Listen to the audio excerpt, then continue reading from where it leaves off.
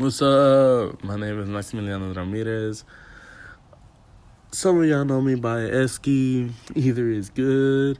So today I'm gonna be talking about myself growing up reading.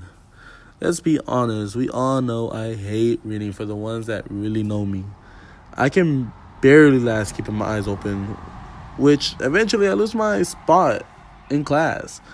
And acting like I lost my spot worse instead of saying, "Where are we?" Which, I mean, I've said a lot in Ms. Armstead's, but yeah, sorry.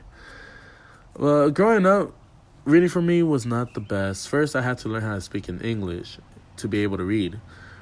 I would have to take this class called ESOL to learn how to speak in English, and it did help me out. But I feel like my mom helped me out the most.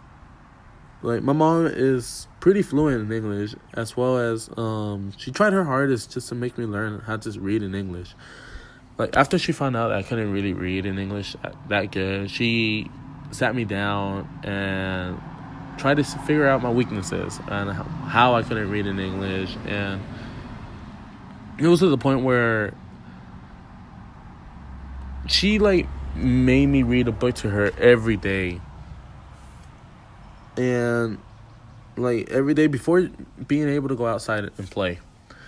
At times, she would make me read it over and over and over until I got every word right in the book. That sometimes took hours, and it would frustrate me, but I appreciate everything that she's done now, and I appreciate for her hard work trying to teach me how to read. And also, ESOL helped me a lot in English, but yeah, I still feel like my mom helped me the best. This kept me motivated on reading, and eventually I became a great reader with some fluent English until I hit middle school and just didn't care anymore and got lazy.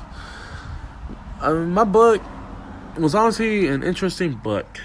It had a lot of action and suspense, and if one thing that I learned from my book was to enjoy every moment of your life, was like, the characters in my book are trying to survive World War II, and not knowing if their parents are dead or not, it's already kind of hard to be trying to survive out there, and also thinking that if your parents are alive or not. And that's all they think about. And they also start thinking what they could have done in the past to be able to, like, prevent this, to be able to prevent what has happened. But, like, that's basically, like, one of the hardest obstacles they faced. And, like, I mean, I can't imagine having to leave my parents behind. Like, it would be really hard for me to do that, and I'm pretty sure it would be hard for a lot of other people to do that, just to save your own life. And, like, I wouldn't be able to do that, and it would hurt me. Instead of, like, I would rather want to stay and them get out, but of course it's always going to be the opposite of what they want. And people just, I feel like people just take this for granted, of being with their parents every day, being able to get everything they want, and just having good days with family, while others have struggles in real life. Stuff like this due to wars.